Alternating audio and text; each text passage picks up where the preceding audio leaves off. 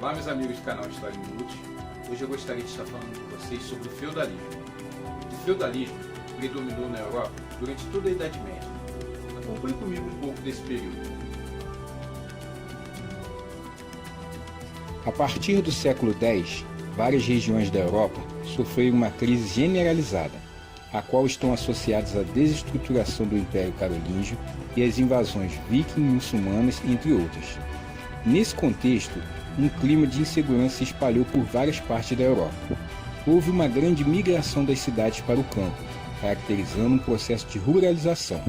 Em muitas regiões, construíram-se vilas fortificadas e castelos cercados por muralhas. Pessoas que não tinham como se proteger por si procuraram a ajuda de nobres e guerreiros.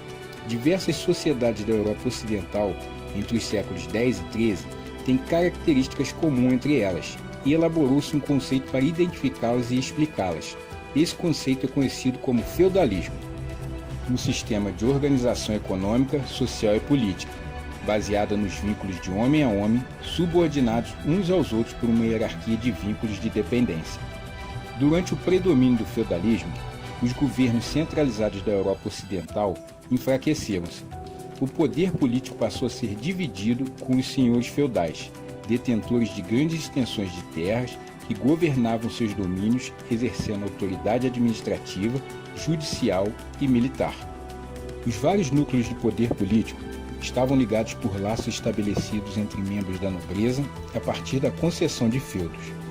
A palavra feudo é derivada do germânico, significa um bem oferecido em troca de algo. Os feudos podiam ser uma extensão de terra, um castelo, uma quantia em dinheiro ou outros direitos. De um modo geral, o senhor, que também era chamado de suzerano, era o nobre que concedia feudos a outro nobre, que era chamado de vassalo. O vassalo devia fidelidade e prestação de serviços ao senhor. A transmissão do feudo era realizada em uma cerimônia solene, constituída de dois atos principais: a homenagem, que era o juramento de fidelidade do vassalo, e a investidura, que era o ato da transmissão do feudo ao vassalo. Os suzeranos e vassalos tinham direitos e também deveres a cumprir que eram estabelecidos entre eles. Os suzeranos deviam proteger militarmente seus vassalos e dar-lhes assistências. Os suzeranos tinham o direito de reaver o feudo do vassalo que morresse sem deixar herdeiros, de proibir o casamento do vassalo com pessoas que lhe fossem infiel, entre outros.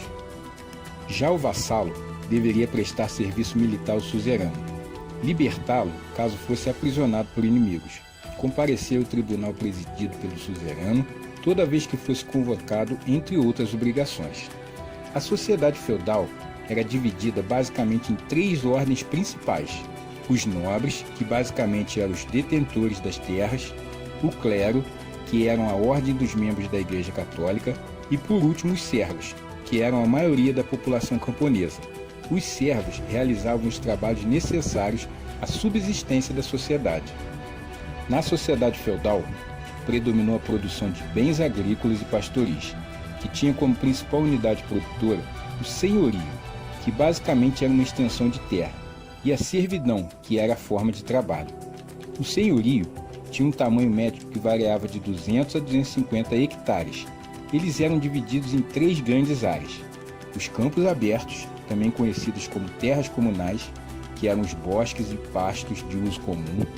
Tinha também as reservas senhoriais, que eram terras exclusivas do senhor feudal. E por último, os mansos servis, terras utilizadas pelos servos. A forma de trabalho predominante no feudalismo foi a servidão. Os servos não eram proprietários das terras em que trabalhavam, apenas as usavam, produziam para o próprio sustento e para manter as outras duas ordens, os nobres e o clero. A relação servil tinha uma série de obrigações pagas em forma de trabalho ou de bens. Uma delas era a corvéia, pela qual o escravo era livre, mas tinha que trabalhar alguns dias da semana gratuitamente nas reservas senhoriais. Os servos também pagavam a talha, que consistia em entregar parte da produção agrícola ou pastoril ao senhor feudal.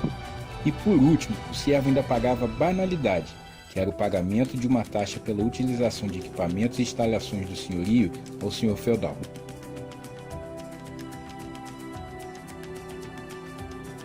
Eu espero que você tenha aprendido e compreendido um pouco mais sobre esse período que foi o feudalismo. Muito obrigado por você ter assistido esse vídeo. Um grande abraço e fique com Deus.